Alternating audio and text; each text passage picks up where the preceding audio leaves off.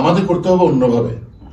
আমাদের ঢাকা চিটাগং আমরা অনেকভাবে বলি, ঢাকা চিটাগং এর রোড ডিস্টেন্স হলো 5 আওয়ার্স এর মতো। আমরা এটাকে 2.5 ঘন্টায় কিভাবে আনতে পারি? আমরা যেভাবে যাই 260 কিলোমিটার, আমরা যদি চাঁদপুর দিয়ে উপরে উঠি তাহলে 210 কিলোমিটারের মধ্যে চলে যাবে। আমরা যদি একটা ডেডিকেটেড এক্সপ্রেসওয়ে করতে পারি তাহলে একটা লাভ হবে। আর একটা হলো কি, নদী বন্দর যতক্ষণ ইউজ করতে পারবো না ততক্ষণ এই এনভায়রনমেন্টও বাঁচবে না, ট্রাক দিয়ে কোনোদিনও ট্রাকিং হয় না। আপনি পুরো নর্থ আমেরিকান ট্রেডটা, আপনি ইউর পুরো ট্রেডটা কিন্তু আপনার কন্ট্রোল হয় অথবা চলে রেন রিভারের উপর দিয়ে আপনার পুরো জার্মানির ট্রেড চলে। সব আপনি দেখছেন তো, মিসিসিপির উপর দিয়ে পুরো আমেরিকান ট্রেড চলে, ড্রেন চলে, সবকিছু চলে। আমরা রাস্তার উপর দিয়ে যদি বাংলাদেশের সোনার হরিণ গার্মেন্টস পাঠাতে চাই, লাভ হবে না। কিন্তু আপনি আইসিডির উপর আইসিডি করবেন, কিন্তু কোনো লাভ হবে না। এটা পলিসির ব্যাপার, যদিও বা বাণিজ্যিক রাজধানীর সাথে এটা কোনো সম্পৃক্ত নয়। আমি জিনিসটা কনসেপ্টটা আপনাদের জন্য ক্লিয়ার করছি। আমি লজিস্টিক্স এর মানুষ হিসেবে এতটুকু বুঝি যে আপনি 10 ভাগের 1 ভাগ খরচ আপনি রিভার দিয়ে চলে আসবেন, নাম্বার 1।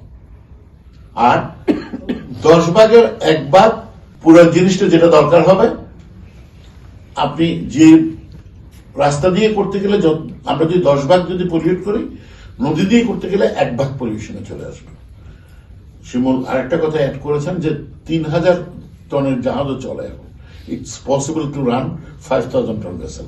আমরা সোনাদিয়ার থেকে বারবারই বলি, আমরা সোনাদিয়া থেকে যখন চলে যাব আপ টু দ্য ঢাকা, জাহাজ দিয়ে চলে যাবে, এখানে চিটাগং দিয়ে আসতে হবে না। এটা একটা বড় বিষয়। আরেকটা বিষয় আমরা এখানে বারবার করে বলছি যে ডেভেলপমেন্ট করা। সিরিয়া থেকে বলেন যে আমাদেরকে দায়িত্বটা দিয়ে দেন, আমি এই পলিসির সাথে রাজি না। আমাদের প্রত্যেকটা সরকারি সংস্থা পাবলিক হিয়ারিং যদি দেয়, এই ধরনের পাবলিক হিয়ারিং যদি ডেকে নেয়, তাহলে কিন্তু আউটকামটা, রেজাল্টটা ভালো হবে। পাবলিক হিয়ারিং না দিলে আজকে যে আপনি এক্সপ্রেসওয়ে তৈরি করছেন, ওই ধরনের এক্সপ্রেসওয়ে হবে যেখানে কোথাও কেউ ল্যান্ডিং থাকবে না, আসবে না, যাবে না, নিজের ইচ্ছা মতো নিজে খরচ করবেন, ওটা দিয়ে লাভ হবে না, আমাদের দেশের কোনো লাভ হবে না। আপনি একটা স্ট্রাকচার তৈরি করবেন। ফিউচারে যে কোনো কিছু করলে সবাই আপনাকে রিকোয়েস্ট করব যে যেই সরকারে থাকুক তারা যেন যে বডি করবে ওই বডি যেন একটা পাবলিক হিয়ারিং দেয়। আরেকটা ব্যাপার আমরা রিকোয়েস্ট করব, চিটাগং থেকে ট্রেন যায় 6 ঘন্টা, এই ট্রেনটাকে যে কোনো প্রকারে বৈরূপ দিয়ে না গিয়ে একটা কর্ড লাইন তৈরি করে দেন 100 কিলোমিটার। তাহলে চিটাগং ঢাকার ডিস্টেন্স যদি 2 হতে 2.5 ঘন্টায় হয়, এটা আলটিমেটলি এটা বাণিজ্যিক রাজধানী হবে।